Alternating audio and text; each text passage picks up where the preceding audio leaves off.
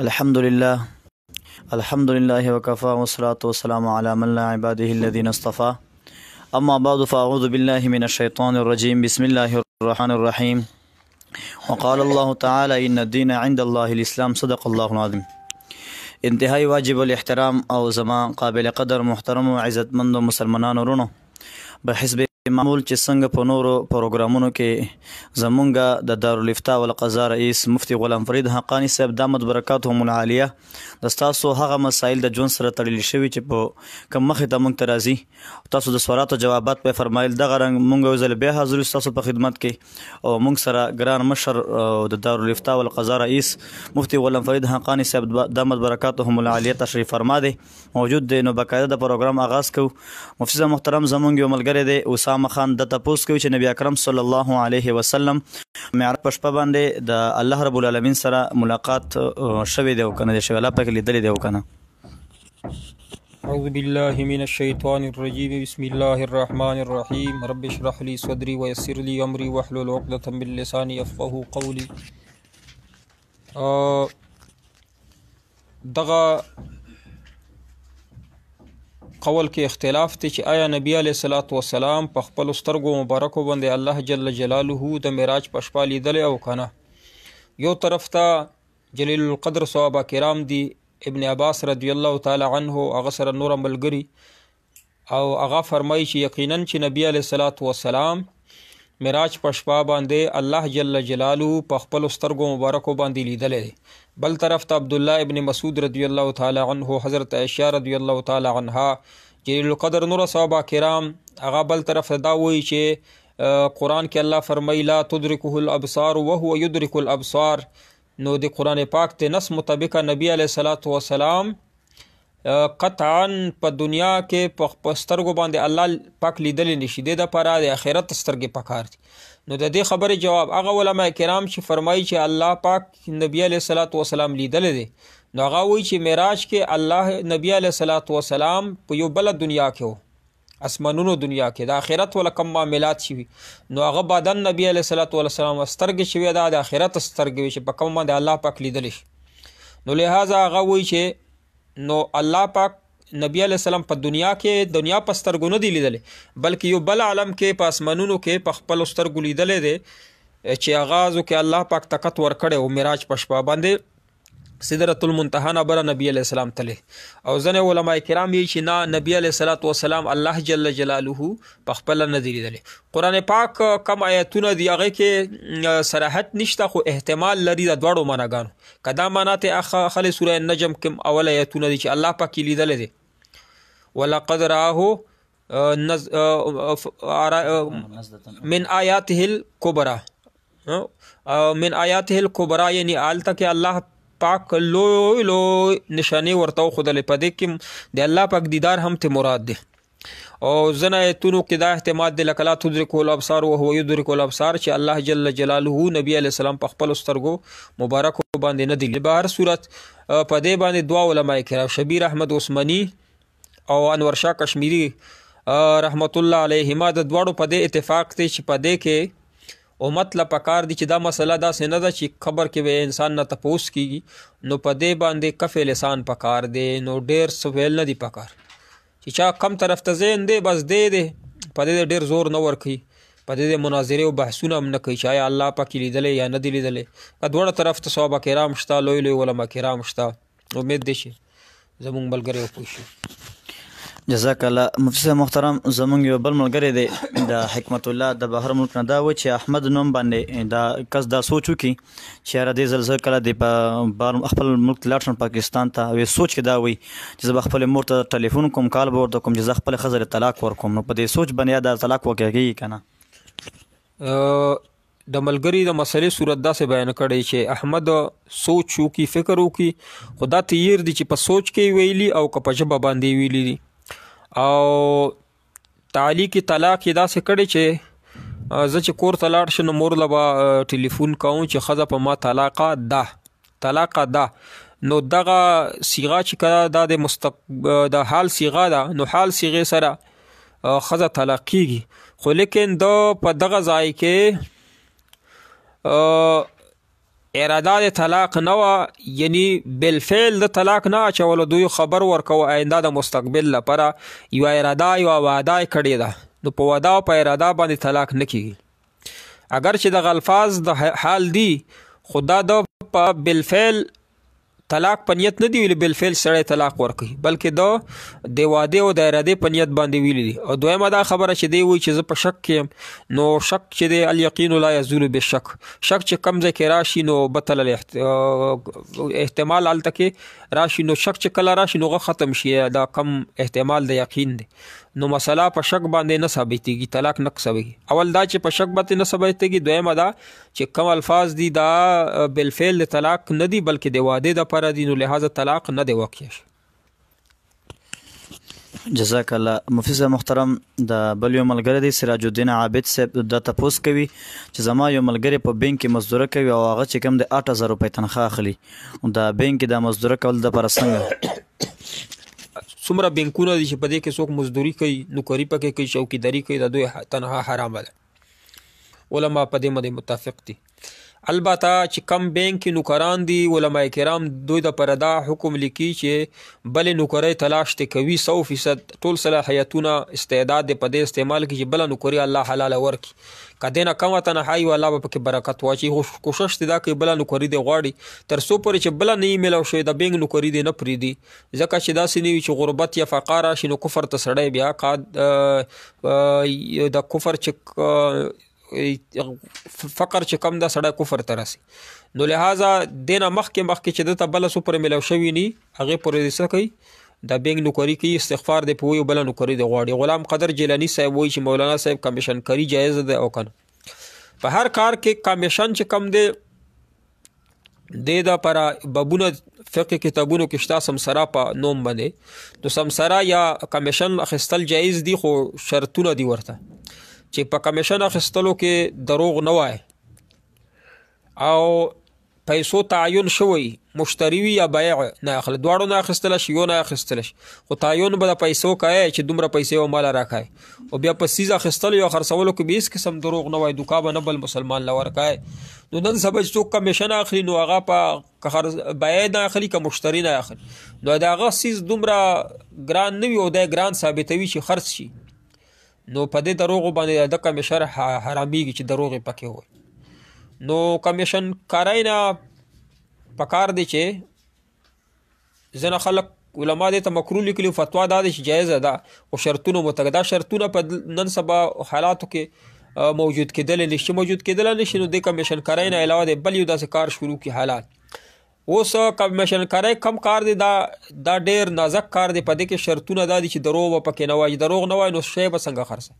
دارنګې د وکالت پیشه ده، وکالت پیشه کې چې ته دروغ نه وایي او صحیح د ظلم حمایت نه کوي، مظلوم حمایت کوي، د ظالم نه کوي، نو بیا جایز دی. خو قانون د زمونږ داسې دی چې دې کې به خامخا که یو سړی په حقه باندې هغه دپاره هم دروغ وایي کني خلاصولی یې نشي. نو وکالت پیشه شوه یا د کمیشن کارۍ پیشه شوه، د دواړو پیشو نه پکار دی چې نوره بل داسې کار شروع کړي چې په هغې کې چې هغه حلال وي او که لږ پکې کمایي وي خو الله به پکې برکت واچوي. یاد بادشاه محمد صاحب وعلیکم السلام ورحمت الله وبرکاتہ سلامونه وایي. سید احمد صاحب وعلیکم السلام. زفران خان صاحب تسوي منصور نام مسور خو نوم نه ده، مبهم نه ده، منصور نوم صحیح ده. خارج صاحب کومه خبره درته بې دلیل ښکاري؟ دې نه علاوه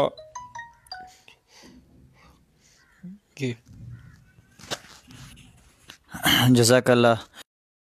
مفتی محترم، زموږ د سراج الدین عابد صاحب بل دا سوال کړی دی چې د احد په غزا کې د مسلمانانو تعداد څومره و؟ اول چې کله احد میدان ته مسلمانان راون شوي نو 1000 کسانو، نو 300 منافقین ته واپس راغلل، نو دا مسلمانانو تعداد پاتې شو 900. په احد جنگ کې د مسلمانانو تعداد 900 جی.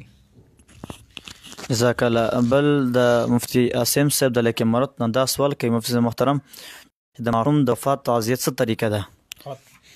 تعزیت د ماشوم یا د لوی سړي د دواړو بیانو. خو عثماني فرمان وایي چې ازادي مارچ جهاد دی. ازادي مارچ چې وي هر یو کار چې وي سیاست دی او یا دینی کار دی تصوف دی دغه یقینا چې جهاد فی سبیل الله په حکم کې ثواب کار چې وي که ته تبلیغ ته ځې او که مدرسې کې کار کوې دا ټول جهاد فی سبیل الله کې راځي. نو یو جهاد دی او یو قتال دی. جهاد او قتال په منځ کې عموم خصوص بالوجه نسبت دی. یعنی قتال صرف قتال ته ویل شي چې کفارو سره قتل و قتال کوي او جهاد قتال ته هم ویل شي او کم نیک کار د پر کوشش چې کوي جهاد دیته ویل شي. جهد نه ویل شي کوشش ته ویل شي. هر نیک کار چې کوي هغه هم جهاد فی سبیل الله کې راځي. دا قرآن پاک آیتونو نه ثابت دي احادیثو نه هم ثابت دي. نو که صرف او صرف قتال ته جهاد فی سبیل الله وای نو ستا په علم کې ستا په سینه کې بیا وسعت نشته. کتابونه وګورئ بیا پوه شئ. غلام قدر جیلانی صاحب وایي چې جیلانی تخلص څنګه دی جایز دی. جیلانی جیلان بغداد یو علاقه دی نو دغه تخلص که ځان ته دی نو جایز دی. خو چې دا جیلان یې نه او یو علاقې یې نه نو هغه طرف ته نسبت کوي نو لږ شانتې دروغو کې دا خبره راځي. اوس رابه شو تعزیت په باره کې. تعزیت وایي چې ماشوم لوی خلکو د پر خلک یې هلته دعا وکړي لاس اوچت کړي. نو جواب دا دی په اسلام کې تعزیت کې که لوی سړي تعزیت کوي او که د ماشوم کوي دواړو کې نه لاس اوچتول شته. نو دا مروجه طریقې باندې کم رسم رواج سره دعاګانې کېږي. دا د اسلامي احکامات نه دي دا رسم د رواج دی. خو که یو ځای کې مړ شوي لوی سړی مړ شوي ته لاړې هغه دپاره د تعزیت الفاظ نه درځي او لاسونه دعاو کې لاسونه اوچت کې نو دغه کې ګناه نشته ځکه چې عام طور باندې په دعا دپاره لاسونه اوچتول مستحب امر دی نو لازم یې نه ګڼئ.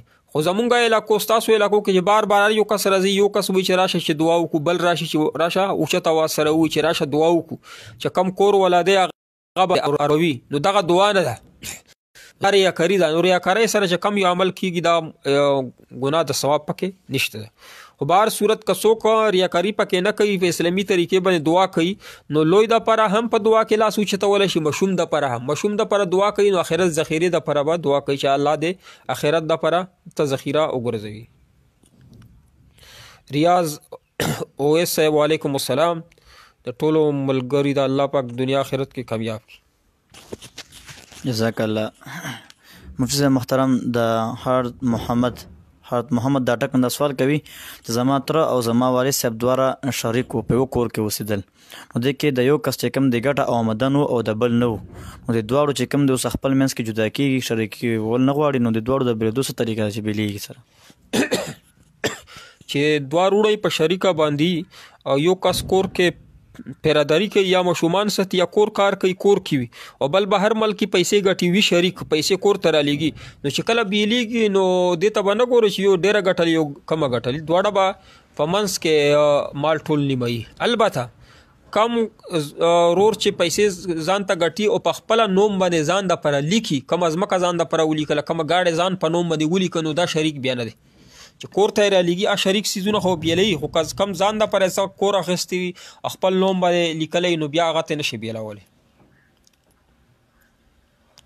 غلام قدر جیلانی صاحب سعید خان صاحب الله دې تاسو ته هم دنیا آخرت کامیابي درکړي. غلام قدر جیلانی صاحب امام درې وخته امامت کوي دا څنګه جایز دي؟ مقتدیان چې په دې خوشحاله چې درې وخته مونږ ته امامت کوو مونږ به تنخوا درکوو او مقتدیانو دوی په منځ کې څه خبره نه کولی شي او که مقتدیان رضا نه وي نو بیا مناسبه نه ده. یاد بادشاه مامن صاحب الله دې تاسو له هم دنیا آخرت کې ښکلي ژوند درکړي. جزاک الله. بل مفتی محترم د مفتی عاصم صاحب د لکمرات نه بل دا سوال کوي چې په زناورو کې په مرغانو کې کم زناور او کم مرغان حلال دي او کم حرام دي د هغې ذبیحه؟ غټه قاعده په زناورو کې دا ده چې کم زناور خوراک وکړي او بیا واپس راوباسي د شپې په هغه باندې شخون وایي نو هغه زناور چې دي حلال دي چې شخون وایي نو بیا خوراک راوباسي شخون راوایي. او کم زناور چې بل زناور غوښه خوري زناور سیره کوي دا حرام دي. او حشرات الارض چې کم دي او د قربونی مربونی دغه څیزونه حشرات الارض کې دا هم حرام دي. او په مرغانو کې چې کم مرغان نوره مرغان سیري کوي خوري هم هغه حرام دي، چې دانې خوري هغه حلال دي. رحمت ګل صاحب الله تاسو له علم کې برکت واشي. غلام قدر صاحب مننه ستاسو ته جواب ملاو شو. رحمت ګل صاحب وایي چې د اختر لمونځ واجب دی او کنه، او دوه روایتونه سنت هم دی او واجب هم ورته لیکلی شي. بهر صورت واجب ورته ویلی شي، د اختر 2 رکعته لمونځ ته واجب هم ویلی شي، سنت دی خو مرتبه د واجبو کې دی. جزاک الله. بل مفتی محترم د مفتی اعظم څخه دغه سوال هم کړی د ماښام لمونځ ته اخري ټایم څه ټایم پورې ماښام لمونځ کېږي او د ماسپښین لمونځ څه ټایم پورې اخري ټایم چې هغې په دا لمونځ کېږي؟ دا دوې ډېرې اهمې مسلې دي. یو د ماسپښین لمونځ په نقشو کې لیکلي مثل اول او مثل ثاني. ماسپښین لمونځ په باره کې وایي، ماښام ولا بیا دویم ځل بیا وایي. نو مثل اول مثل ثاني، نو پکار دا دی چې په مثل اول کې ته د ماسپښین لمونځ ختم کړې، او که په مثل اول کې د ختم نه کو مثل ثاني ته واړې دی، یعنی مازدیګر اذان نه مخکې د ادا کو مثل اول نه بعد، بیا مکروه دی. کراهت سره د کېږي دی خو مکروه دی، چې څو پورې مازدیګر اذان نه وي شوی ماسپښین لمونځ دی وکړو مکروه دی. خو مثل اول نه د مخکې وکړو نو بیا بغیر د کراهت نه جایز دی، لکه 3 بجو نه دی چې مخکې ادا کو. ماښام لمونځ داسې دی چې 45 منټ پورې کېږي، هیڅ قسم کراهت پکې نشته. نو 1 घंटा 15 منټ پورې سره د کراهت کی. کته 45 منټ نه واوړې دی په باندې 1 غنټه نه مخکې د ادا که بیا مکروه دی کړو او بیا خو لیکن لمونځ دی بیا ادا کېږي چې څو پورې ماسخوتن اذان نه وي شوی. ماښام لمونځ کېدلی شي یعنی سره د کراهت، خو چې 45 منټ کې دننه وکړي نو هېڅ قسم کراهت پکې هم نشته دی. جی او بله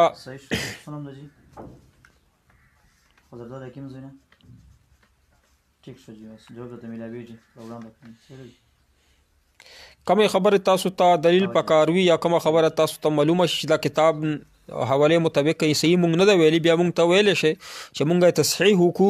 خو الحمدلله چې زمونږ دا 4-5 کاله کې دومره تجربه شوې چې کوم مسایل تاسو تپوس کوئ هغې جواب مونږ دې نه مخکې ورکړی د مونږ ته معلوم وي. په بهر صورت که تاسو ته پکې څه ابهام ښکاري نو بیا مونږ ته ویلی شي. صحیح.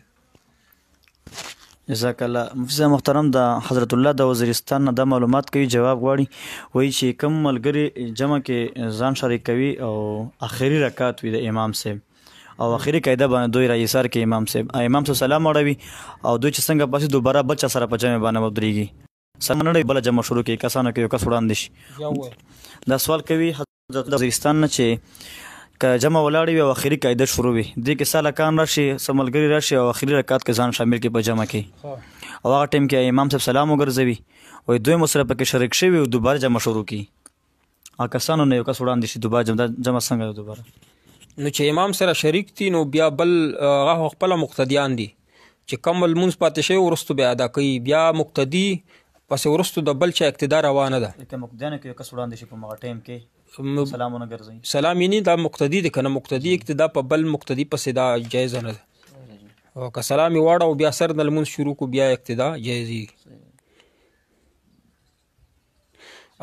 شوکت علي صاحب دا وایي چې جاز اکاونټ ایزی لوډ کول او اضافي ګټه اخیستل څنګه دي؟ نو په جاز اکاونټ کې چې ایزی لوډ وکړې بیا ته اضافي ګټه درکړي په ایزی لوډ کولو سره اخو انعام دی، هغې کې ګناه نشته. په جاز یا په ټیلینار اکاونټ کې چې پیسې کېدی 1000 روپۍ به طور قرضه امانت تا ور سره پرتي نو هغه باندې تاله ګټه درکوي، منټونه یا SMS درکوي، د هغې استعمال روانه دی، سود دی. یعنی دا صورت چې تا پیسې پکې امانت پرتی دي 1000 روپۍ یا 2000 روپۍ، بیا تو ته منټونه روزانه درکوي یا 2 ورځې پس درکوي، دا سود دی ځکه تا قرضه. او چې اسې تا ځان له ایزي لوډ که اسې منټونه درکوي نو درکوي دی که نه، دغه شی دی انعام دی. جواب شوکت علي صاحب وشو. شافات صاحب وایي چې د شپې نوافل په جهر سره کول څنګه دي؟ جایز دي، ثواب دی پکې. شپې چې کله ځان له لمونځ کوئ هم په جهر سره هغه لمونځونه چې په جهر سره دي جهر سره کولی شي فرض لمونځان لکه او کم پټ یا پټ کولی شي. دارنګې د شپې نفلونه چې کم دي دا په جهر سره چې خلک نه ډسټرب کړي نو ډېر بهتر دي، ثواب دی پکې. حضرت ابوبکر صدیق رضی الله تعالی عنه به شپې نفلونه په جهر سره کول په اوچت اواز سره. جی جزاک الله. مفتی صاحب محترم عزیر احمد د طالب علم نه تپوس کوي چې د نن سبا ټیم کې جهاد د فرض عین دی کنه د فرض عین؟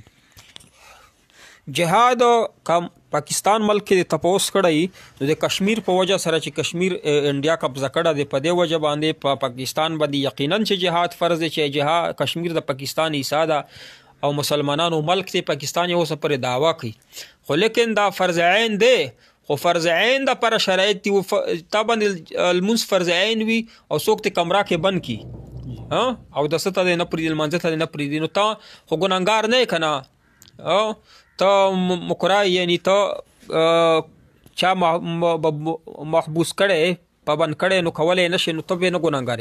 نو دارنګ زمونږ حکومت ته چې جهاد فرض عین دی خو مونږ پرې دینه نو مونږ په نه ګناهګاری کو. دوی حکومت به هر حال چې دار چې حکومت ته په دې باندې ګناهګار دي چې په کشمیر کې جهاد فرض عین دی او دوی جهاد نه کوي. پاتې شو نورو ملکونو کې هغه کې خپل خپل علماء کرام مفتیان شته، لکه افغانستان کې امارت اسلامي اعلان کړی دی هلته خو فرض عین دی او هغلته کې په دوو وجو باندې فرض عین دی. یو دا دی چې امریکې قبضه کړې ده په افغانستان باندې، نو قبضه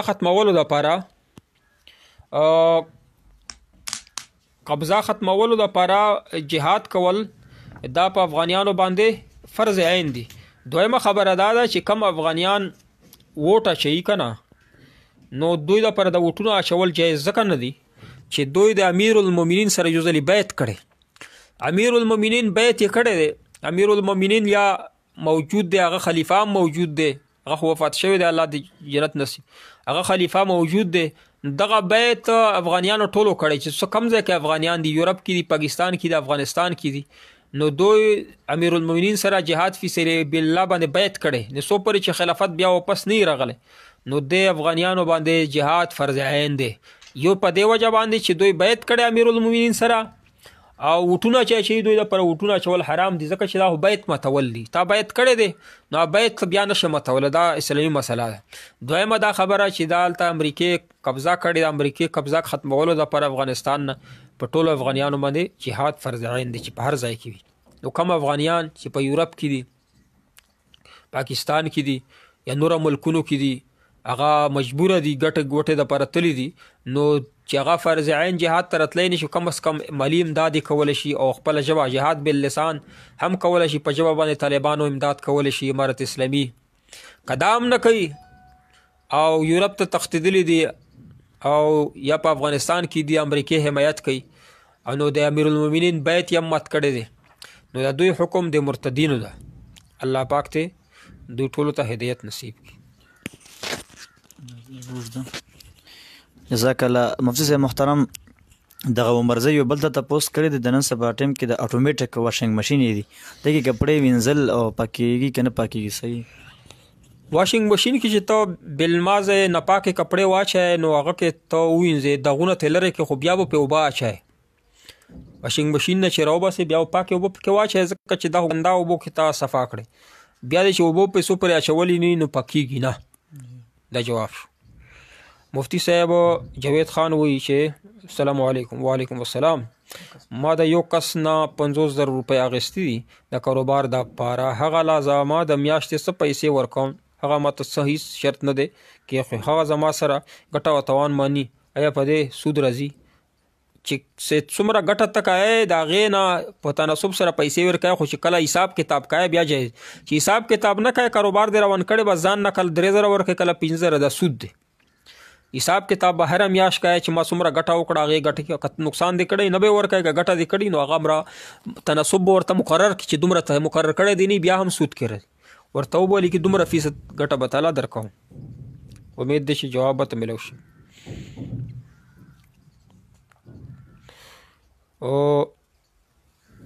هدایت الله وایي چې مفتی صاحب ما د ټیلینار سیم د استعمال څنګه دی؟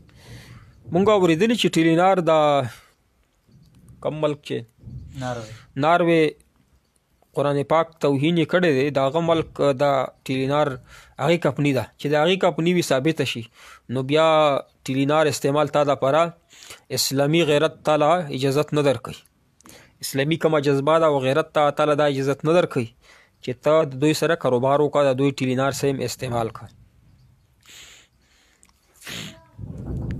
شوکت علي صاحب وایي چې مطلب دا چې لوډ 100 روپۍ ایزي لوډ وکړې نو څه وایي 10 روپۍ تیوالی دا څه مطلب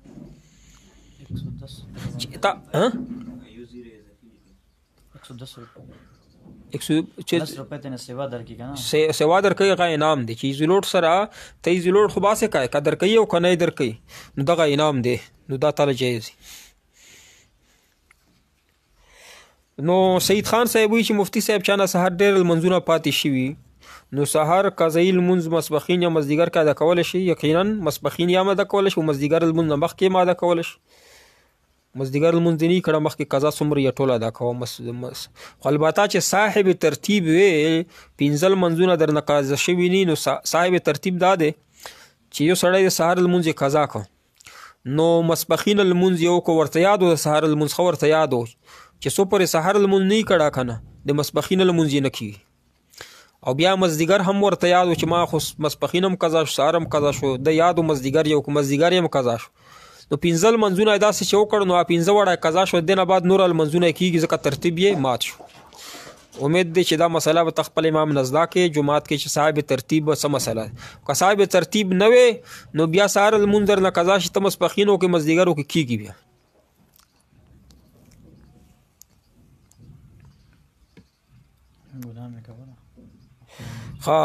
شافات صاحب وही چې قابل امی और नालायक आलिम ना हुकूमत करने के लिए कौन सा बेस्ट है. قابل امی یقینا حکومت د پر خو علم ضروری نه د دنیوي علوم ضروری دي کنه دا دینی علوم چې دا الله پاک یره په خوف په زړه کې پیدا کوي نور دنیوي حکومت ته پر ډیر علم ضرورت نشته خو د دنیا امور باندې چې پويږي څوک چې دنیا امور باندې پويږي نو دا حکومت د پر بهتر دی. او خلیل احمد صاحب وایي چې پټیلینار باندې قرضدار اخیستل څنګه دي که قرض 15 روپۍ راواخلې نو ټیلینار والا 18 درنه کټ کړي دا هم سود نه دی ښه دا 15 روپۍ ته په مقابله 15 روپۍ په مقابله کې 18 روپۍ درنه کټ کړي ته 15 روپۍ ورکې دوی د په خبرو چې کم قوت استعداد نو دا په هغه سود کې نه راځي دا هم جایز.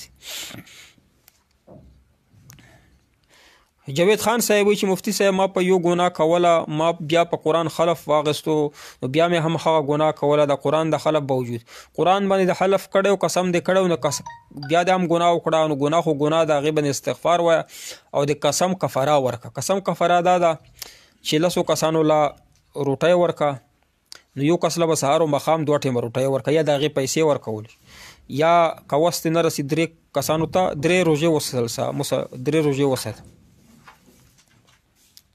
ثناء الله مظهری وعلیکم السلام ورحمت الله وبرکاته. او جاوید علي صاحب وایي چې سحر لمونځ کوم ټایم پورې کیږي قضا کیږي دا خو وختونه بدلیږي را بدلیږي نن سبا چې کم دی تقریبا 15 منټه کم اوو پورې نو نقشې وګوره دا خو ټیمونه بدلیږي را بدلیږي تقریبا 15 منټه کم رسی یا 10 منټه کم رسی دغه لمونځ قضا کیږي د سحر نن سبا. محمد نبی صاحب جواب راکړي کومه خبره جواب درکو. محمد نبی صاحب تاسو خپل سوال بیا ولیکئ مونږ به جواب درکو. جزاک الله. مفتی محترم دا یو بل ملګری دی محمد ریان د تپوس کې جرابو باندې مسه کول څنګه دي. احناف په نسبت باندې په جرابو باندې مسح نه کیږي چې په جرابو باندې مسح وکړل لمونځ یې وکړل لمونځ یې نه کیږي ځکه خپې وینځل د لپاره فرض دي. عزت الله صاحب وایي چې په کاروبار کې دروغ ویل خپل کاروبار دی حلال خو چې دروغ دی پکې ویل حلال کاروبار دی حرامي یا ګټه دی حرامي یو سیز دی چې هغه د په 10 روپۍ راوړی چاته په 12 مې راوړی او دا دروغ پکې وایي نو ګناهګارېږي او حلال رزق دی حرامېږي دروغ په کاروبار کې قطعا نه وایي. د ټي وي کاروبار امامت صاحب ځنه علما کرام لیکي چې د ټي وي کاروبار په دې وجه باندې حلال دی چې بعضې خلک ټي وي ضرورت ته پر استعمالوي. په بهر صورت اجتناب پکار دی، کبل کاروبار دی وي نو د ټي وي کاروبار مکو. او سید خان صاحب بهر ملک کې ریسټورانټ مالک قادیانی وي، د هغې خوراک کول څنګه دي؟ قادیانیانو سره تعلقات ګرځول نه دي پکار، یهودیانو سره عیسیانو سره تعلقات ګرځول شي خو د قادیانیانو سره نه، ځکه چې دوی یهودي ځان ته یهودي وي، عیسیي ځان ته عیسیي وي، او قادیانی ځان ته مسلمان وي. کم د مونږ لیبل د مسلمانۍ دا هغه کړی دی. نو قادیانیان زندیق دي، د دوی نه به څه شی نه اخلي، دوی هوټل کې به خوراک موراک نه کوي، دا جایز نه دي. علما کرامو دا لیکي. شوکت علي صاحب لایف پروګرام شروع دی که نه؟ تاسو کال کو نه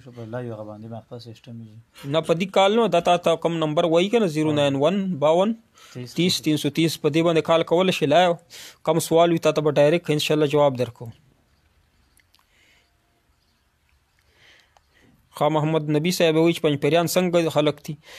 دغه دوه قسمه دي، پنجپیریان دي بدعتیان، خو ځنه پکې داسې دي چې هغه یوه ډله داسې ده چې هغه اکثریت داسې دي چې هغه کنځل نه کوي، بدرد نه وي، تبلیغ پسې بدرد نه وي. د دین چې کوم د دیوبند 3 شعبې دي د دین خورولو لپاره، علماء دیوبند 3 شعبې نور دي، خو دا 3 ډېرې مشهور دي. یو دعوت تبلیغ، نو دعوت تبلیغ دا پنجپیریان چې دي بعضې چې دي دعوت تبلیغ مخالفت کوي. او دویمه د علماء دیوبند ډله دی تصوف په لارې باندې خلک راغواړي دین ته، نو دغه خلک د تصوف هم مخالفت کوي. دریم سیاسي امور د سیاست یعنی خلافت قایمولو دپاره سیاسي د جمهوري تګ و دوک کوي علما کرام، نو دوی هم د هغې مخالفت کوي، 3 وړو شعبو مخالفت کوي. نو چې کم پنجپیریان کوي چې هغه ځان ته یوه بیل شوي دي، اکثریت په هغې کې شته دي، نو هغه خو ټیک دي، هغه دې پسې بدرد نه وي، مفتی منیر شکر ډله چې ده. او بهر صورت پنجپیریان چې څومره دي دغه بدعتیان دي، د دوی بدعت چې کم دی دا ثابت دی. مونږ پیش کې وګوره د دې څومره ما خو درته وویل دا د 3 شعبې مخالفت کوي، دیوبندیان په دې وجه نه دي، او د دوی چې کم بدعت دي هغه مونږ په د خپل پیج کې واضح کړي دي دلایلو سره. محمد نبی صاحب جواب خو تعالی ملاو شو.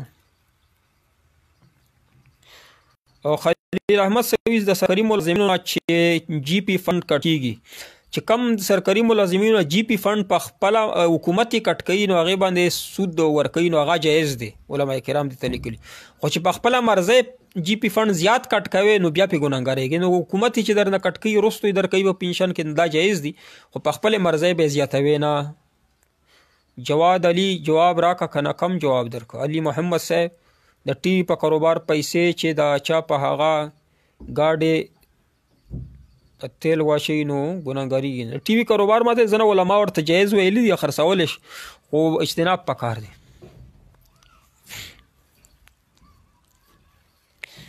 عزیز خان صاحب وایي چې بینک کې پیسې کېښودل څنګه دي؟ بینک کې په 3 طریقو باندې خلک پیسې ږدي. یو سیونګ اکاونټ دی چې حرام دی، سیونګ اکاونټ دا دی چې هغې باندې صریح سود میلویږي. بیا سیونګ اکاونټ کې 100 طریقې دي، ځنه فکس اکاونټ دی او ځنه سیونګ دغسې کلا اوپن اکاونټ دی، خو به هر صورت سیونګ اکاونټ کې حرام دی.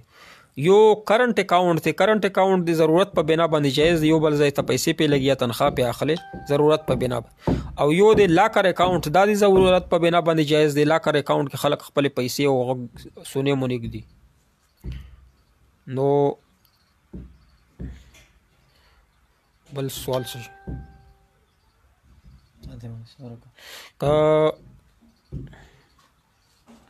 سید خان صاحب وایي که نه خبره کې د خوراک ونو ګناه او استغفار پې ووایه، بیا انشاءالله بیا آینده داسې کار مه کوه چې قادیانیانو هوټلونو کې خوراکونه مه کوه. هدایت الله وایي چې دکان کې در سره یو شی نه بل دکان نه راخیستلی شي، بل دکان نه راخیستلی شي، خو ګاک ته به وایي چې بل دکان نه راخیستی دی په دومره باندې. که دې کې دروغ ویلې چې البته عرف دا دی چې دکاندار نه چې ته راخلې په 100 روپۍ باندې، نو دا معنی چې دکاندار نه وي په ته سودا باندې راخلې، دکاندار ته 100 روپۍ ځان نه ورکې بیا په 120 په بل چا باندې خرڅ کړه. تا سره یو شی سیز نشته بل دکاندار نه راخلی نو ځان ته ګاک ته به نه راخلی ځان ته به راخلی ځان ته په 100 روپۍ والی نو په 150 هر 100 باندې بیا ته خرڅای خو که ته ګاک د پر دکاندار نه رالی بیا پیسې ته زیاتې خلی دا په دوکا کې راځي امید دې پوه شوی وي. یعنې ځینې دکانداران داسې کوي چې یو کارت د سره نه په 100 روپۍ باندې کېږي دی وایي زه بل دکان نه راوړم نو بل دکان نه په اتیا راوړي ګاک ته دکاندار ته وایي چې زه ګاک ته په راوړم نو ګاک خو وایي که مالا په 100 روپۍ راوړو نو د 100 روپۍ پکې دوکا کوي.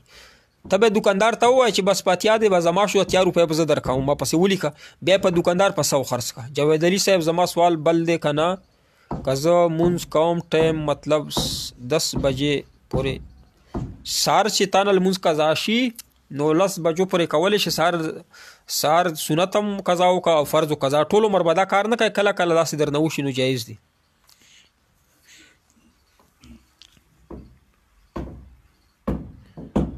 محمد نبی صاحب وایي چې پنځپیریان خو وایي چې ستاسو 15 کتابونه دي شپږ کتابونه دي تبلیغ خلاف دا زمونږ نه دي چې هر چا دي علماء دیوبند سره د دوی سره تعلق لري تعلق یې نشته. څوک چې د تبلیغ خلاف کتابونه لیکي نو دغه علماء دیوبند سره علماء دیوبند په نوم باندې خدا سیفیان هم دي وایي مونږ دیوبندیان یو. سیفیان دا غټ پګونه چې په سر کړي دا ځان ته دیوبندیان وایي دا د تبلیغ مخالفت کوي دوم کتابونه لیکلي دا ځوان علماء دیوبند ته نسبت کوي.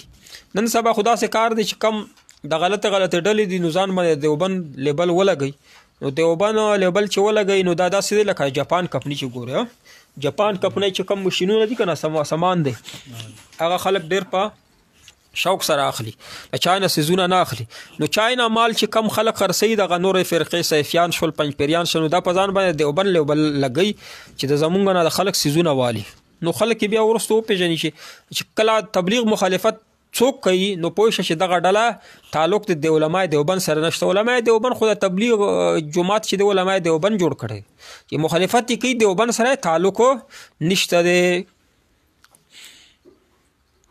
محمد نبی صاحب امید دی چې سر به دې په خلاص شوي. محمد نبی صاحب جواب مې درکړ خو بار بار سوال یې چې ما ته جواب راکړه سوال را لېږه چې جواب درکړو. احمد عثمان صاحب وایي عثمان صاحب چې ای وی زی پیسه اکاونټ کې 1000 روپۍ چې کېده 50 روپۍ روزانه 50 منټونه درکوي دا حرام دي. 1000 روپۍ خو تا امانت ورسره به طور قرضه پرتی وي که نه نو تا ورسره امانت پیسې پرتی وي دوی په هغې باندې منټونه یا غدر کوي SMS دا حرام دي. جاوید علي وایي چې سوال دا دی چې قضا لمونځ چې کم دی مطلب څوک 9 بجې راسې نو مونځ کولی شي قضا لمونځ کولی شي 9 بجو پورې کولی شي 10 پورې کولی شي 11 پورې کولی شي 11 نه 11:30 بیا باندې زوال وخت دی بالکل یې کولی شي قضا لمونځ.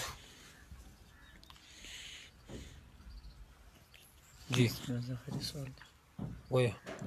ها یحیی رجل يقول لسهره بين المكالمة عن بنته يعني هي ليست زوجتي فهل وقع شيئا نه. یحیی صاحب چې څوک خپل اسخر ته وایي چې ستا لور چې کومه ده یعنی لور ورته یاده کړي چې هي لیست زوجتي چې دا زما ښځه نه ده په دې باندې طلاق نه واقع کېږي او که طلاق په نیت باندې ویلي وي نو د کنایي لفظ خو دی بیا طلاق واقع کېږي. طلاق په نیت باندې وي زما ښځه نه ده یعنی زما ښځې په شان باندې زما خدمت نه کوي دا مطلب نو دا کنایي لفظ د نیت ته اعتبار دی که نیت یې وي د طلاق دی کني طلاق نه دی. سید خان صاحب او مفتی شکیر صاحب د علماء دیوبند نظریه سره مطابقت لري او کنه نو ما درته مخکې ویلي و چې علماء دیوبند سره هغه خلک تعلق لري چې د علماء دیوبند چې کومې شعبې دي هغې مخالفت نه کوي لکه دعوت تبلیغ تصوف او سیاست او د نور کم جهاد فی سبیل الله چې کم د علماء دیوبند د دین خورولو شعبې د مخالفت چې هر څوک نه کوي د علماء دیوبند سره هغې تعلق دی خو چې څوک یې مخالفت کوي علماء دیوبند لیبل په ځان لګوي خو علماء دیوبند سره تعلق نشته. محمد نبی جی هغه هو تاسو حوالې ورکوي ستاسو مدرسې او که نه ما ویلی چې دیوبند حوالې ورکوي لیبل په ځان باندې لګوي کم خلک چې د تبلیغ خلاف کتابونه لیکي نو خامخا ځان باندې دیوبند لیبل لګولي که دیوبند لیبل نه لګوي نو بیا د سودا نه خرڅېږي. دا جواب مې درکړ نبي صاحب که سر دې پې خلاص شوی.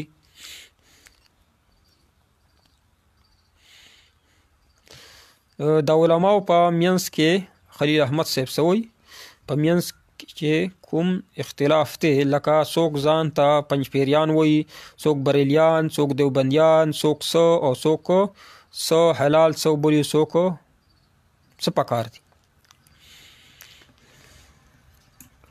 خلیل احمد صاحب جواب د دې واوره. د علماو په منځ کې چې کم اختلاف ته چې ځان ته څوک وایي دیوبندیان، د دې وجه دا ده چې دیوبندیانو چې کم مشرب دی کومه طریقه کار دی هغه علماء کرام د علماء کرامو چې کله اهل سنت والجماعت یعنی په احناف کې دننه بدعتیان دننه راغلل، غیر مقلدین دننه راغلل، نو دوی ویل چې مونږ اهل سنت والجماعت احناف سره تعلق دی. علماء دیوبند خلقو ته وښودل چې د دوی هیڅ قسم تعلق لکه د چرګ بانګ اذان سره څه تعلق نه لمونځ سره. د چرګ چې کله بانګ ووایي د چرګ بانګ سره ته جومات ته نه ځې که نه چې امام اذان نی مؤذن ویلي، نو درانګې د چرګ بانګ چې د لمانځه سره تعلق نشته، دارنګې د بدعتیانو او د غیر مقلدینو د اهل سنت والجماعت او احناف سره تعلق نشته. نو دیوبند یوه نظریه خو د اهل سنت والجماعت د احناف صحیح مسله کې دنیا ته پیش کړه، نو کم خلک چې د پسې روانو ځان ته دیوبندیان وي، امید دی چې پوه شوی وي. اوس پاتې شوه دینه بعد نو دینه علماء دیوبند خلکو ته کم خلکو خودل بدعتیان چې کم بریلیانو اهل سنت والجماعت یې ځان ته وي، احناف یې ځان ته وي، خو اهل سنت والجماعت احناف په لار روان نو نو علماء دیوبند خلکو ته وښودل او اهل سنت والجماعت یې ځان ته وي د انګریزانو پیداوارو غیر مقلدین راغلل، اهل سنت والجماعت یې ځان ته چې مونږه نبی علیه السلام د صحابه کرامو پتل علماء دیوبند وي چې اهل سنت والجماعت دا طریقه نه ده، نه د نبی علیه السلام دا طریقه نه صحابه کرام خلقو ته دغه غیر مقلدین او خیل بدعتیان بریلیان وخل. دینه بعد ځنې خلک په دې علماء دیوبند پسې روانو چې کم مسلک دوی ورته ښودلی او کم مشرب طریقه کار چې اهل سنت والجماعت مونږ ته کم علماء دیوبند کم تشریح کوي په هغې روانو. په دې کې سیفیان راغلل او ځان باندې د دیوبند لیبل ولګاو. د اهل سنت والجماعت احناف چې کومه نظریه وه، د دیوبند چې کومه نظریه وه، دې په تضاد کې په برعکس یې نوره نظریه خورول شروع کړل. علماء دیوبند مخې ته ولاړ دي، هغو ته وایي چې تاسو دیوبندیان نه یې، د لیبل ځان نه لرې کړئ، دا زندقه ده. زندیق هغه سړی وي چې یا وایي یو شی او بل وي بل شی، نو دا زندقت پرېږده. سیفیان پاتې شول پنجپیریان، دا هم په مقابله د دیوبند کې راووتل. علماء څوک چې ځان ته دیوبندي وایي نو دا معنا امتیاز راولي د چا نه؟ د بدعتیانو نه، د غیر مقلدینو نه، چې مونږه د چا نه بیل شو؟ د بدعتیانو نه یعنی بریلیانو نه یا د غیر مقلدینو نه بیل شو، ځکه ځان ته دیوبندي وایي. نو چې څوک ځان ته پنجپیري وایي د دوی امتیاز راولي د دیوبند نه.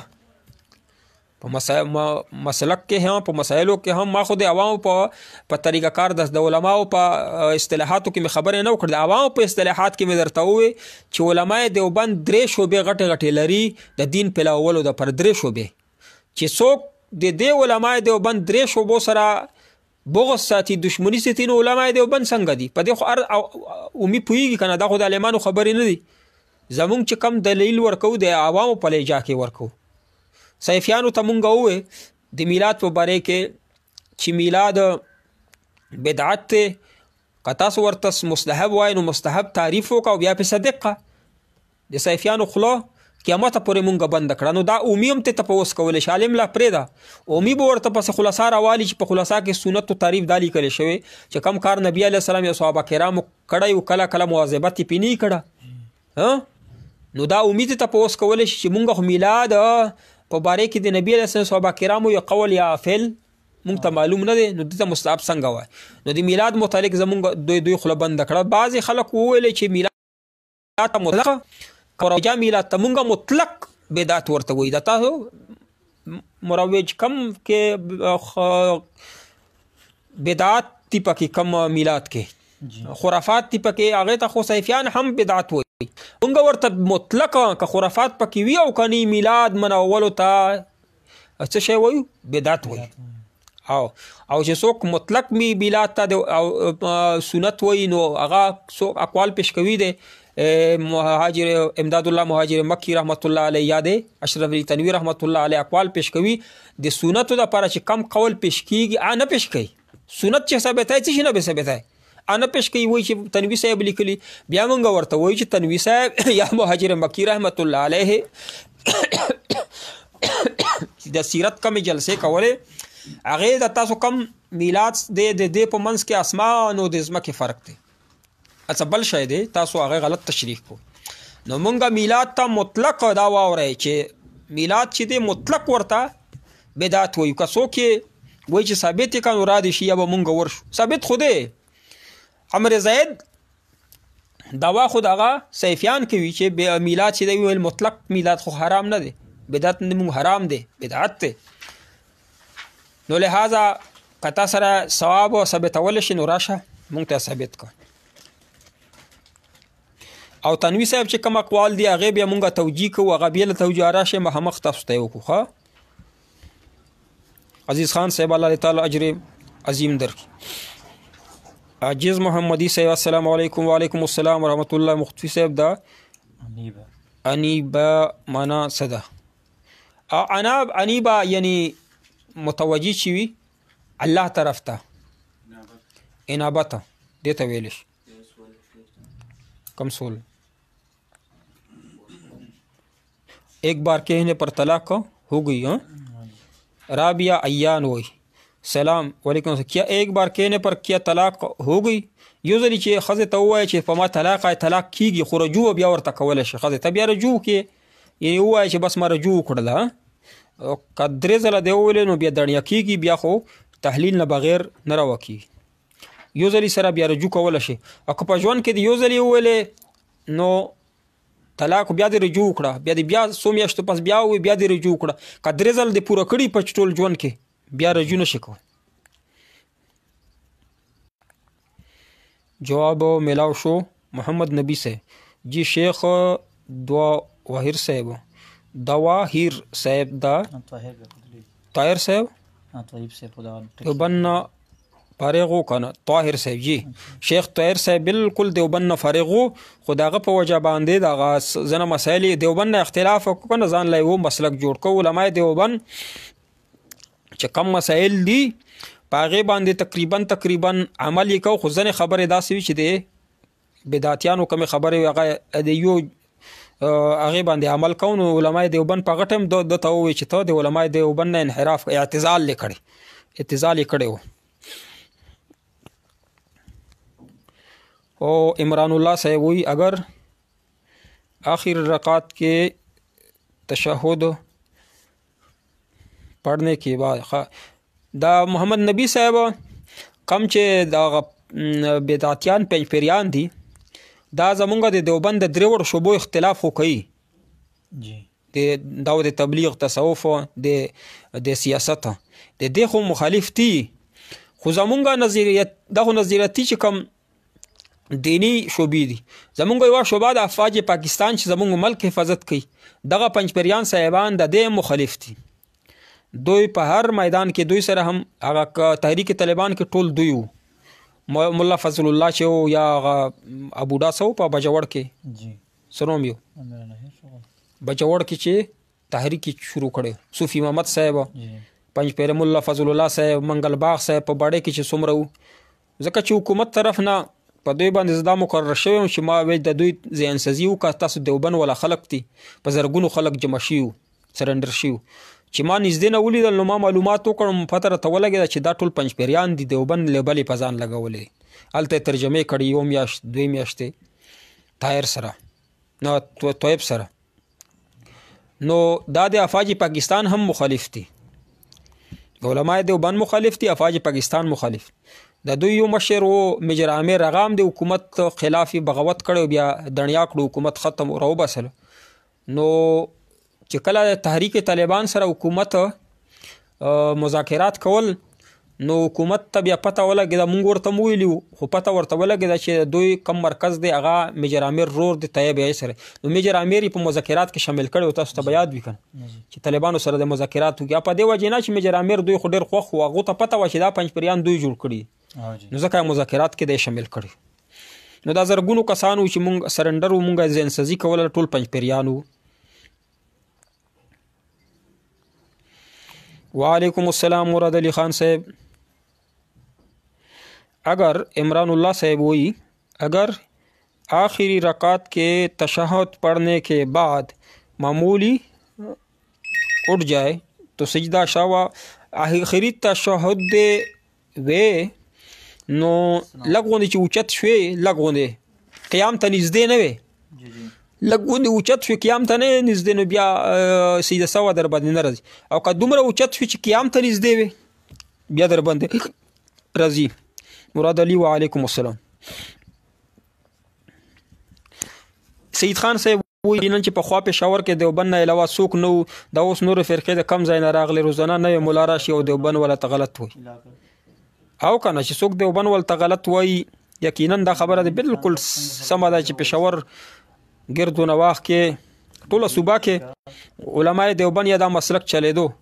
اوس د سیفیان راغل، پنجپریان راغل، علماء دیوبند باندې بل کار یې که تقریرونه یې واوري علماء دیوبند چې کمې شعبې دي په تبلیغ به مخالفت کوي، د سیاست په مخالفت کوي، تصوف په مخالفت. الله دې مونږ د فتنو نه وساتي. که دې فرقو نه ځان بچ کړی چې الله مې ایمان سلامت کړي، نو جمعې په ورځ باندې سوره کهف تلاوت کوو، مونږ یې هم کوو، الله پاک سلامت کړي دوی فتنو نه. سوره کهف هره جمعه باندې وایه انشاءالله. فتنې خو به قیامت پورې د دجال فتنې دي روانې به یې دې نه خو بچ نشته، زړه به ورته نه وهې. یعقوب شنوری صاحب السلام علیکم. کچھ لوگ مولانا فضل الرحمان صاحب کو اس بات پر تنقید کرتے کہ مولانا فضل شیعوں کے ساتھ بیٹھتے ہیں. شیعوں سرا چکینی مولانا فضل الرحمان صاحب مولانا فضل الرحمان صاحب په یوازې مولانا فضل الرحمان نه دی، د سره ډېر علماء کرام دي اهل تشیع سره دوی په سیاسي پارټۍ کې په حکومت کې کینی اتحاد کړي. نبی علیه الصلاۃ والسلام هم د وخت ضرورت په مطابق یهودیانو سره عیسایانو سره میثاق مدینه کې اتحاد کړي، خو په عقیده باندې یا په دین اتحاد نه وکړي. نه مولانا فضل الرحمان شیعاګانو سره په عقیده اتحاد کړي. سیاسي امورو کې کله کله ضرورت راشي چې دې سره امامي ته نقصان رسي چې دا دوی امامي نه اخوا کړي، نو دا د علماء کرامو سوچ دی، ګناه پکې نشته. تنقید څوک پکې کوي نو د بې علمۍ د وجې نه کوي. بصر جدون صاحب عذاب قبر روح ته کیږي او کا جسم ته او کا جسم مثالی ته. دویم سوال حیات الانبیاء باندې لږه روشنی واچوه. ډېر تشریح طلب سوالونه دي، خو البته مختصر الفاظو کې چې عذاب قبر جسد عنصري چې کم جسد په کم جسم باندې ته دا ګناهونه کوي دغه جسم ته عذاب ملويږي. دا قرآن نم ثابت دی، حدیثونه ثابت. جسم مثالی دا پارا چې څوک عذاب یا ثواب ثابتوي، نو جسم مثالی دا پارا څه دلیل نشته ورسره. قرآن او حدیث کې ډېر دلایل داسې دي چې هغې نه دنیوي دغه قبر ثابتېږي او دغه جسم او دغه روح ته ثواب او عذاب ثابتېږي. څوک چې جسم مثالی ثابتوي هغو سره هېڅ قسم دلیل نشته، صرف او صرف یو حدیث راوړي ابو داود شریف کې حدیث ته چې جنتیانو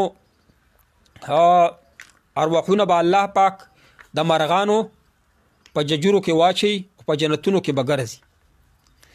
نو دینه جسم مثالی نه ثابتېږي. که ته دینه جسم مثالی ثابتوي نو بیا دا معلومه شوه چې قیامت په ورځ باندې یا چې مړ شي جنت ته لاړ شي نو ته شکل به د مرغانو په شکل وي. نو څوک دا غواړي چې زما شکل د مرغانو په شکل وي؟ انسان ولقد خلقنا الانسان فی احسن تقویم. مونږ ته خدا جسم چې کوم الله را کړی د ښکلی ښکاري، الله ورته ښکلی ویلی دي. مرغان ورنه مراد نه دي، دینه جزونه مراد دي. جزونه به الله پاک ورکي، په هغې کې به فرنټ سیټ کې روان ناست وي، کله یو ځای او کله بل ځای به ځي راځي. په بهر صورت قرآن او حدیث نه ثابتېږي چې دغه جسم ته چې کوم باندې ته ګناه یا نیکي کوي دې ته به ثواب او عذاب ملي. حیات الانبیاء نبی علیه الصلاۃ والسلام په خپل قبر کې جوندی دی، لکه څنګه چې په دنیا کې جوندی و په کم جسم سره، په هغه جسم سره په قبر کې هم جوندی دی. خو فرق یې څه دی چې هغه موږ نه پناه د عالم برزخ پردې ته ویلی شي. موږ نه پناه دی، موږ ویني دا نه چې مونږ نه ویني، مونږ یې نه وینو، ایو بله دنیا ده. هغو خو زمونږ زر کاله هغو یو ورځ قبر کې چې تا باندې زر کاله تیر شي لکه گویا کې یوه ورځ تېره شو، نو هغه یوه بله دنیا ده.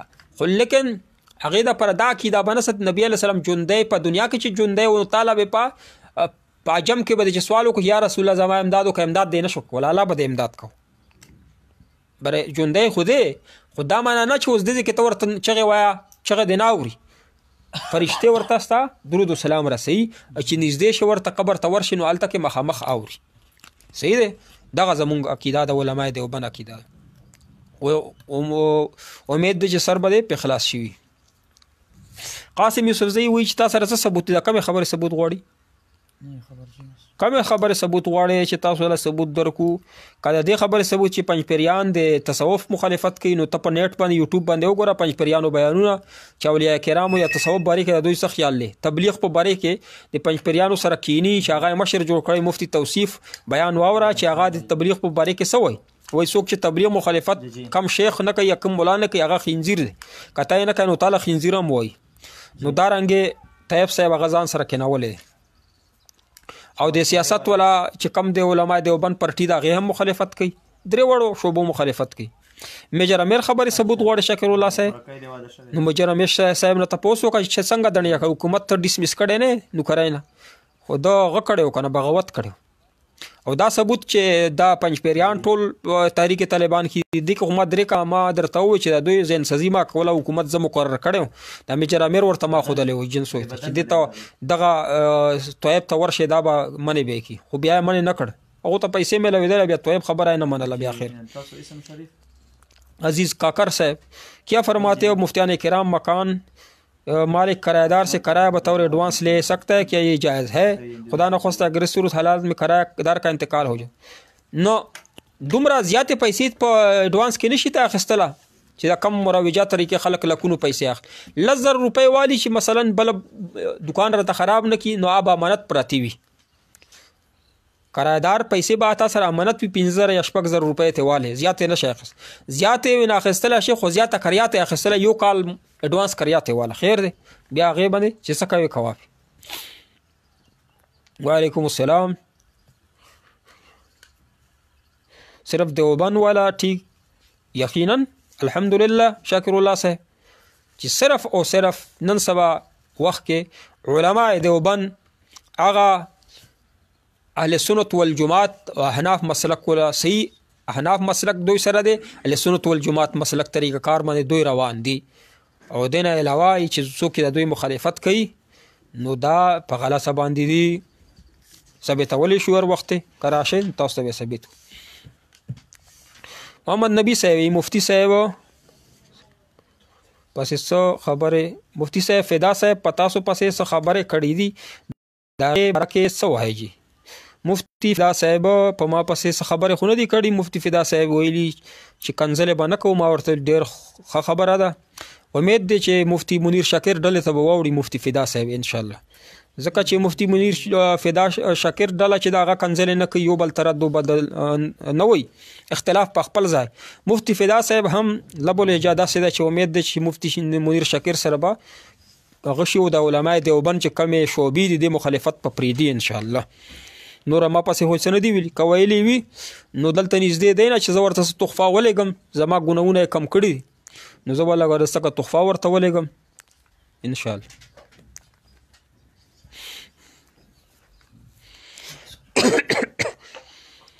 وزیر دشتان وایي چې سوره کهف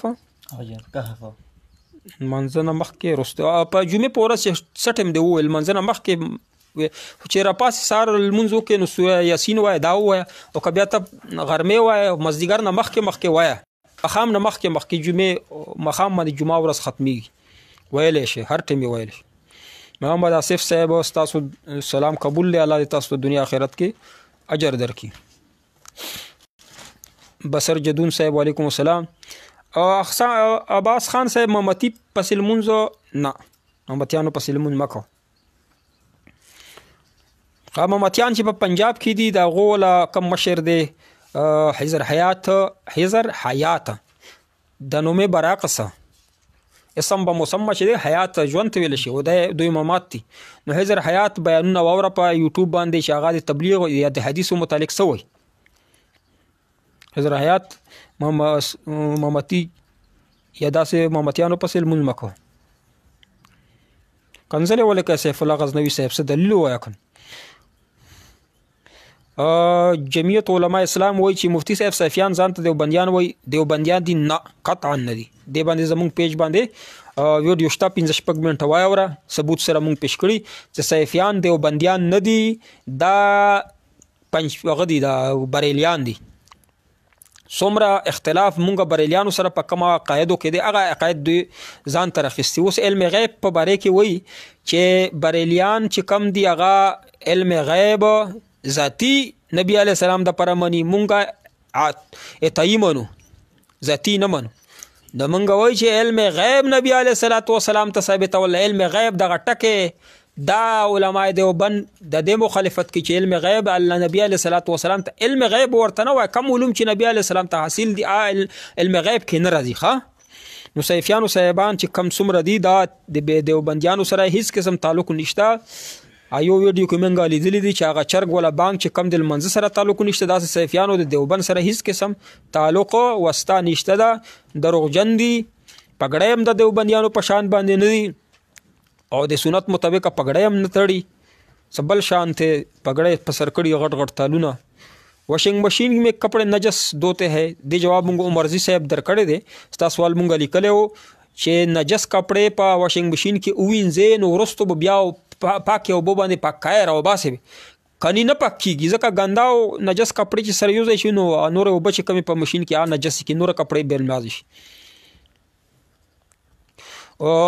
نایک بادشاه صاحب نمبر خو مونږ په د پیج کې شته، د بره ورکړی دی. پیج کولاو کا لایک یې هم کا او دې کې زمونږ نمبر شته.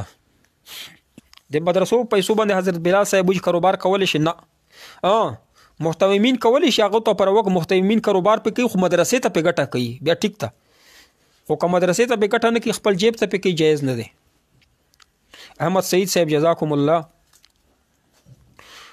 خلیل احمد صاحب مفتی صاحب که زه یو جاهل لان پر یم نو انپړ یم نو زه په کومو علماو پسې دی وایي چې زه انپړ یم نو چې ته انپړ یې یعنی عالم نه یې امي یې نو ته علماء دیوبند پسې ځه. علماء دیوبند که غټ وي علماء دیوبند د داو د تبلیغ مدرسه کولاو کړی په هغې کې ګرځه. که وړوکې نو د علماء دیوبند مدرسې شته، یا که غټ یې تصوف کې هم قدم کې دا تصوف علماء دیوبند چې کم تصوف دی. صیفیانو پسې لاړ نشي، بریلیانو پسې. داسې نه جوماتونو کې ډانس شروع کړي یا تصواب.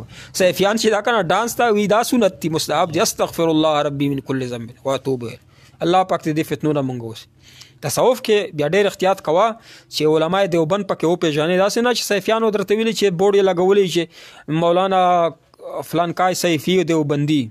نه، صیفیان دیوبندیان نه دي. تصوف کې چې علماء دیوبند نه پیژنې نو بیا لاړ شه تبلیغ سره، تبلیغ کې ګرځه. او علماء دیوبند لمن کلکه ونیسئ، انشاءالله دنیا کې به کامیاب وي، آخرت کې به. تاسو چې جسمی مثالی اتا ولوي، تاسو وایي چې جسمی مثالی جنتی ته نه میلویږي، نو بیا د حدیث څه مطلب دی چې د هر امتی عمر به 33 سال وي او جسمت به د آدم علیه السلام، نو دغه به جسم به د الله بنده دومره عطا الله صاحب ما ته پنځپیری ښکارې وایي چې د دې حدیث څه مطلب دی چې هر جنتی به 33 سال عمر وي او څه به وي جسم به د آدم علیه السلام په شان به غټ وي. نو ته چې کله وړوکی وې نو عمر دې څومره 2 کاله وي، نو چې کله بیا ته 10 کالو شي نه آیا تعالی بدن بدل شي، جسم دې دغه وي که دغه جسم دې غټ شي که نه د الله بنده. چې کله یو مشوم وي مړوکی د 2 کالو وي بیا 30 کالو وي نو څوک داسې خو نه شي د جسم بدل شو. نو جنت کې هم داسې دی چې عمر به 33 سال دغه جسم سره او که وزن دې غټ شي وی خو به دغه جسم کنه د الله باندې دغه دلایل نه دي. دا مشابهات چې کم دي متشابه چې کم هغه دي چې هغه څو معناګان لري تاسو راوړئ، صریح حدیث نشي راوړلی. مثالي دا پر څه دلیل نه قرآن کې شته نه حدیث کې شته، ځان نه ما جوړوئ. محمد آصف خانفی صاحب جزاکم الله. محمد نبی صاحب جی مامتی بارا وضاحت وکړي. مامتی هغه په پنجاب کې دي کنه پنځپیریان دي. اوس ته په اجتماع کې نه هلته راغلي ټول مامتیان پنځپیر اجتماع ته ځان ساته. شاکر الله صاحب مولانا مودودي صاحب دغه څومره غچ دي د دیوبند خلاف چې دي بدعتیان که پنځپیریان دي که صوفیان دي که بریلیان دي که غیر مقلدات بیا کنځلې کوي کنځلې به کوي دلیل ورسره نه د ویډیو واوره یا کومنټس و کنځلې به کوي ها دلیل ورسره. علما دیوبند چاته کنځلې نه کوي دلیل سره خبره کوي. کنځلې کوي نو ځان له نقصان ورکوي نه تعالی خو ثوابونه درکوي تا ګناهونه په سر اخلي. مودودي صاحب په قرآن پاک کې تحریف کړی دی صحابه کرامو خلاف یې خبرې کړي دي. علما دیوبند ورته ښه نه وایي. مدیر مزم سی نمبر ورکا فون نمبر دی راکا نمبر زمونږ پیج باندې شته. تولا صاحب کما سره کینې نو ځای خو مونږه د رنګ روډ باندې دی درلېفته هر وخت راتلی شي یا تاسو ځای وښی کې بنو پره خبره در سره کینو په دلایلو به خبره وکړو انشاءالله. مونږ هر وخت تاسو ته په دلایلو خبرو ته تابعدار یو. ستاسو به انشاءالله به حرمتي نه کوو ستاسو به اکرام کوو. تاسو راشئ په هره خبره تاسو سره کینو حقا کې حق دپاره مونږ هر ځای کې تیار یو. تاسو ته مونږه څو ځله ستاسو چیلنج قبول کړی دی خو دا د اهل باطلو دا نشان دا چې چغې به ډېرې وي د مناظرې خو راځي به نه مناظرات ته به مخې ته نه راځي مناظره کولی نه شي. محمد زین ثاقب صاحب وایي که یو څوک چاته ووایي چې موټر ماته په 3 لکه واخله زه بیا تا ته 3.5 لکه درکوم دا صحیح ده؟ داسې طریقه صحیح ده چې یو سړی د موټر اخلي خو پیسې ورسره نشته پاکستان نو بل سړی ځان دپاره په 3 لکه والي په تا په 3.5 خرڅ کړي پاکستانو جایز دی. زه به ځان لپاره اخلم تا دپاره به نه اخلم چې تا له زه په 3 لکه والم بیا په 3.5 درکړو بیا خو سود شو. زه به ځان له په 3 لکه والم بیا بله سودا وکړو تا له به په 3.5 لکه پاکستانو درکوم. دغه طریقه جایز دی. محمد نبی صاحب چې تصوف دا حدیث یقینا ویزکیهم نبی علیه الصلاۃ والسلام به تزکیه کوله د تصوف هغه لاره ده قرآن او حدیث نه یقینا چې ثابت دي. علما دیوبند چې په کم شعبه کې کار کوي قتال فی سبیل الله جهاد فی سبیل الله تصوف او سیاست سراسره چې څومره شعبې دي دعوت تبلیغ دا د قرآن او حدیث نه ثابت دي. دې ته بدعت نه شوي قرآن حدیث نه ثابت دي ذرایع دي وسایل دي. کلیم الله صاحب الله پاک ته ټولې مسئلې حل کا. الله پاک ته روغ صحت درکړي بیمار دی او مونږ اورېدونکو هم درخواست کوو چې کلیم الله ته دعا وکړئ دعا فرمایش وکړئ یا الله روغ صحت ورکړي. او سید خان صاحب نن سبا شپې 3 بجې مسجد لمونځ کولی شي خو چې 12 بجې نه واوړي بیا مکروه وي لمونځ کېږي. عمر حیات په علماء اسلام پسې کنزل په علماء اسلام پسې کنزل ما کوه یعنی اشاعت والا پسې قطعا منګه کنزل نه کوو منګه کفرو پسې نه کوو دا خو بدعتیان ته یاد دی بدعتیانو پسې هم نه کوو نو علماء اسلام پسې نه کوو اشاعتیان کا بدعتیان دي منګه کنزل پسې نه کوو. یو کنزل تا ثابت کړه چې ما کړی نو زه به په ایډوانس کې استغفار وایم توبه پې وایم. کنزل قطعا نه کوو علماء دیوبند شان نه دی چې هغه کنزل وکړي دلایل وایو که دلایلو ته کنزل وایي نو دوی چې کله ګیر شي که نه جواب ورسره نه وي دا کنزل دی وکړی ته حدیث وایي دی کنزل دی وکړی چې قرآن وایي دوی بي که کنزل دی وکړي کنزل مې نه دی کړی دلایل مې ویلي دي. حشمت خان صاحب وعلیکم السلام ورحمت الله وبرکاتو. تاسو له زمونږ ملګری چې دی مدرار الله صاحب تاسو له چیلنج درکړه چې تاسو اهل باطلو داسې یو مفتی پیدا کړئ چې لکه لایف چې مونږ ناست یو ټلیفون باندې راځي په کومنټس باندې سوالونه راځي د هر سوال چې څوک معاشیت باندې سوال کوي څوک مزارعت باندې کوي څوک په بیوع باندې کوي څوک په معاملاتو باندې سوال کوي نو مونږ به سوال کوو تاسو به جواب راکړئ. داسې یو مفتی شته تاسو ته داسې چیلنج درکړو تاسو هغې چیلنج لتر اوسه پورې جواب را نه کوو کنزلو نه بل کار نشته. مونږ علماء دیوبند کې ډېر علماء کرام مفتیان کرام داسې شته چې هره مسئلې به په ټک په ټکه جواب درکوي انشاءالله او که غلط دی هغه جواب ثابت که نو انشاءالله تعالی به مونږ بیا هم جرمانه درکو.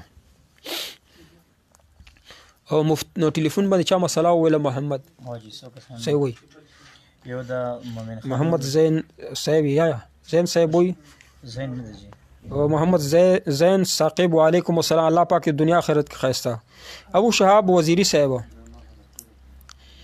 او لیدلو مفتی صاحب السلام علیکم ورحمۃ اللہ وبرکاتہ سوال یو مزدوری ما سره صرف لیدلې او بل کستا وایم چې دا کار مزدوري تا برابر کړم ما ته 500 ورک ها مقصد د دادې په پوښ په سوال باندې مقصد د دادې چې یو سړی ته وای زبر درته د مزدوري کار برابر ک 500 روپے برکایده خو رشوت ته مزدوري کار ورته برابر کا به درته دعا کوي الله به اجر درکړي دا رشوت په مزدوري باندې یا په نوکرۍ باندې ما اخله وای څنګه سوال یو د حشمت خان دا وایي چې خپل خور د زکات ورکول شي کنه زکات خور ته حشمت صاحب تاسو سوال دادی چې خپل در ادم خیل نه چې خپل خور ته زکات ورکول شي چې خور درنه واده دی بل کور کې وي واده شوی په یو کور کې نه وسه واده وي ناغله یقینا زکات ورکول شي غریب وي لمبا په وخت کې چې کوم بلټي باندې لمبې غسل کوي او بدن دغه احساس کوي کله لامبه نو کومه بلټي باندې چې غسل کوي چې کله تا بدن باندې ګندګي نوي ښکارا اول د استنجا وکړه منی دې ختم کړ ګندګي دې ختم کړای نه بعد لامبه هغه کترې کا بلټي ته ورزي نو هغه حکم دې مستعمل او بو دا خو لګي وي نو هغه سره او با بالمزنه پاکیږي نه که دومره ډېرې اوبه ورغلې چې هغه بلټۍ اوبه کمې وي استاوله استعمال اوبه زیاتې وي بیا نه پاکي بیا مستعمل شوي نو هسې په کترو باندې نه بالمزیږي چې پاک وجود باندې اوبه راځي سلیمان د بنو محمد عادي صاحب الله تعالی هم خوشحالي درکړي سلیمان د بنو نه څه وایي دا وایي چې کم بالغ حضرات په مخکې صف کې ولاړې په جمع کې او هلته کې د ماشومانو زیم لکه هغه خلک په صف کې ودروي او هغه مخکې زی ډېرې وي د ماشومان چې کله صف کې ځای وي بیا ماشومان وروسته ما ودروه تاسو چې دا اورېدلي چې اول به د غټو خلکو صف به ودرېږي بیا د ماشومانو چې کله غټ خلک زیات وي ماشومان زیات وي نو اول د غټ ودرېږي بیا ماشوم چې صف کې ځای وي ماشومان وروسته ما دروه چې لمونځ کولی شي یعنې هغه لوبې مو په لمانځه کې نه کوي نو داسې ماشومان مخکې ودروه ښه د وروستو ودرول له فرض واجب نه دي وروستو نه مخته بهتر دي ځکه چې بیا شیطانۍ نه کوي حشمت صاحب تعالی مونږ جواب درکو ابو شهاب وزیری تعالی جواب ملاو شو ابو سعد صاحب نماز پڑھتی ہوئی سیدگاہ کی جگہ اگر 5-6 مٹ جانباز نه چې دمره ډیر جنماز دی اچولی وی چې دستا تندی چې کم زور چې دا کنه تندې د زمکه سره یعنی دومره زور ورکای کنه تندی او د زمکه په منځ کې دومره فاصله راشي چې ته زور ورکای نور زور اخلي حجم دی نه اخلي یعنی زمکه ته ستا طاقت نه رسی هغه وزن چې کم د تندی نو بیا د المون نه کیږي یعنی داسې غټ فوم وي چې هغه باندې ته تندې ولګای نو سجدا پې کوي او که نوره زور ورکوي نوره لاندې ځي نو داسې فوم به نه چې په یو شي باندې سجدا ولګوي او څومره زور چې ورکوي نوره لاندې نه ځي نو بیا کېږي نو درې شپږ اته نمازونه چې سره جمع کړي بیا دې باندې لمونځ مه کوه نور احمد درویش صاحب یو سړي باندې ما قرضه وه 1000 روپۍ یقینا چا باندې د قرضه د هغه په بله طریقه خسلوله شي فتوا په دې باندې ده چې پاره طریقه یا خپل پیسې په بل طریقه باندې یا بل سیستواله پاغه کې ته اخستل شي په خوله کې هم عیدت چې کوم طلاق بیان دي کنه خوله چې وشي لکه گویا کې طلاق بیان وشو نو درې بیماری عیدت په خامخه تیروي کریم سیار صاحب وایي چې اسلام کې کتنے مذهب ہے اسلام کې کتنے مذهب ہے اسلام مذهب خو یو دی بیا پکې یعنی طریقه کار چې څوک د نبی علیه الصلاۃ والسلام یا صحابه کرامو په طریقه اهل سنت والجماعت دي نور چې کم دی اعتزال کړي لکه غیر مقلدین شول بدعتیان شول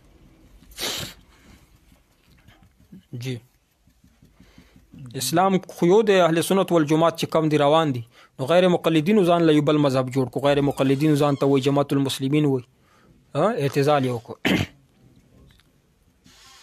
اسرار محمد یم چرته صالح خانی مفتی صاحب د چراټ صالحانه نه مفتی صاحب څنګه زړه می چې وظیفه راکا غربت راته راځي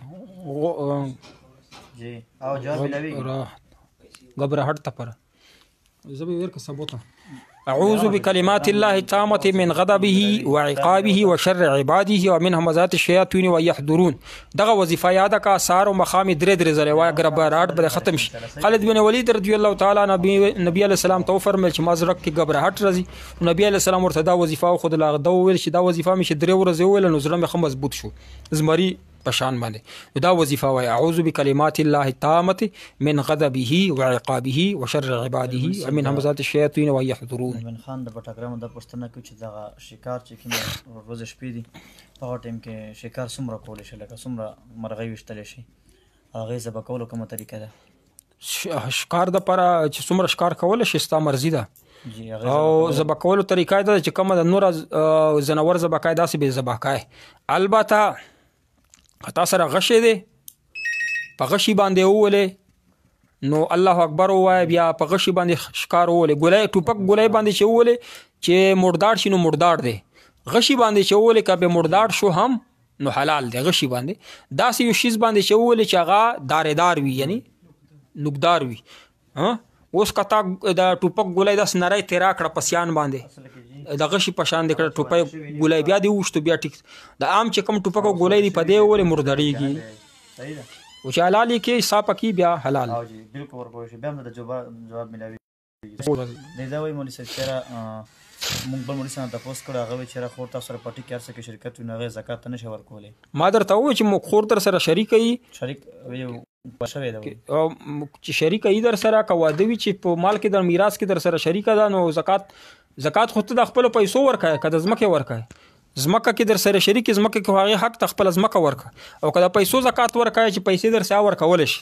بل مولوی صاحب دغه بټګرام المؤمن خان دی دا تاسو مو چې په دې ټکی کم سوچ کول پکار چې کړه شکار کوو سوچ کول الله اکبر وای بسم الله الله اکبر وای.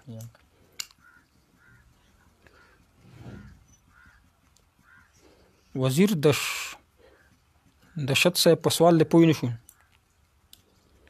او ابو شهاب وزیر سے به چای په منډه کې یو دلال تعالی غوا اخلي بیا ته 100 روپے خست غواړي چې ته دلال یې چاله غوا اخلي چې زه درته غوا اخله هغه په غوا نه پوهېږي نو سل نه چې زر ته اخیستلی شي خو اول نه ورته ووایه چې 100 یا 1000 روپۍ به راکایې یا په عرف کې هغه ته پته چې دا 100 روپۍ اخلي بیا هم ټیک دی. جنید صاحب چې ګټه کوم خو په پیسو کې برکت نشته چې کله اودس وکې نو اودس نه بعد وای هر المنځنه اودس نه بعد اللهم اغفر لي ذنبي ووسع لي في داري وبارك لي في رزقي. رزق کې به الله برکت واشي الله به خپل کور در کې ګناونه به الله معاف الله دې ټول په رزق کې په عمل کې برکت واشي. تاسو د ذکر اتولا وي تاسو د ذکر جهري قائل یې حدیث کې راځي نو قران کې شری ودو ربکم تضرعا وخیفه ودون الجهر یوز کې قران کې راغلي ک تاسو جهر باندې ذکر کوي الله اوري او ک پټای کوي قران کې راغلي سبا اتولا د اهل خره کای لګ راشه چې لګ مون سره کینا یو غنټه نیمه غنټه تا یو بل سره پوي کو حدیث کې یو شی راغلی په قران کې اول قران پاره اخلي بیا به حدیث چې کم دی هغه و توجیه کوي چې احتمال پکې وي نو کم عوام دي صرف درې میاشتې یو میاشت تایب سره ترجمه وکي نو بیا د حدیث او قران خبره مکوي په دې کې ډېر احتمالات وي د پر علم پکار دی ښه چې علم دینی کړه قران او حدیث کې ګوته مو وه صرف په یو میاشت یا په درې میاشت ترجمه باندې ته مسائل باندې نه پوهیږي دا پنځ پیریان ځکه اهل حدیث شي چې د کې وسعت نه پورا علم ورسره نه. محمد زین ثاقب وایي چې کباغ مالک باغ په 10 لک روپے خرڅ کی 2 لک یې باندې د زکات بل 10 لک ورکي کا اتو لک چې 10 لک باندې خرڅ کی نو 10 لک زکات پورګي خو چې 10 لک باندې کال تیر شي چې کال په تیر شي باغ خرڅ کړي دي یعنی هغه خو د غور کې وشر ورکي پیسو کې ورکي مثلا 10 لک روپے باندې چې خرڅ کون نو 1 لک روپے باندې زکات ورکي. فون نمبر وایا کال د فون دوباره ملي دي اوس خو چې کال کا نمبر دی کنه 091 یعنی 091 ته وای کوډ دی 5230 330 پروګرام ختميږي زری وای څه مسله دی.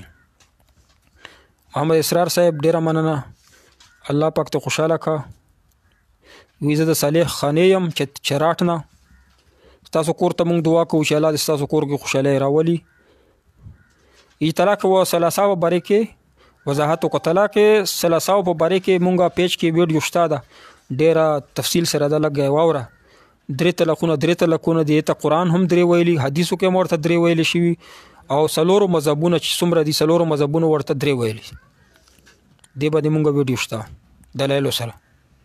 وهابي پسې لمونځ مه کوه، ځکه چې د ژمي کې خو بالکل ځان ته ساته منوی نه کپړې نه پاک کوي او په جورابو باندې مسا کوي، په وینه باندې اودس نه ماتیږي، چې आवाज نه بغیر ریح او هوا خارج شي هم اودس نه ماتیږي، بالکل مسره سره اودس ماتیږي نه. نو چې نه ماتیږي نو لمونځ پسې مه کوه وهابي پسې. ناجد نوابزاده صاحب د ټینشن د پر دا وظیفه وای چې مخام نه پس یا حی یا قیوم برحمتک استغیث 41 دفعه وای ټینشن بیماری به الله ختم کړي، الله دې د مسلې حل کړي. تعزیت په باره کې مونږ ویل چې دعا او چتول په کم تعزیت مروجه کم دی مونږه علاقو کې دا په اسلام کې نشته، خو کته دعا ته لاړې لاس ته اوچت کړ نو دعا سره لاس اوچول مستحب دي، ثواب پکې شته ده، فرض نه دي، واجب نه دي، لازمي نه دي. کریم صاحب په موبایل کې قرآن کې خودل جایز دي، ګناه پکې نشته. جاب د پر وظیفه راته وایا، نو جاب د پر دا وظیفه ده چې ودونه نشته یا جاب نشته، دا وظیفه دی وي په سوره فرقان پر نمبر 19 کې آیت نمبر 74 ربنا هب لنا من ازواجنا وذرياتنا قرة اعين واجعلنا للمتقين اماما. دا ډیره بهترینه وظیفه ده. د قران پاک آیاتونو تلاوت ثواب به ملويږي، خپل خزه بچي به الله درکې او کاروبار به الله درکې.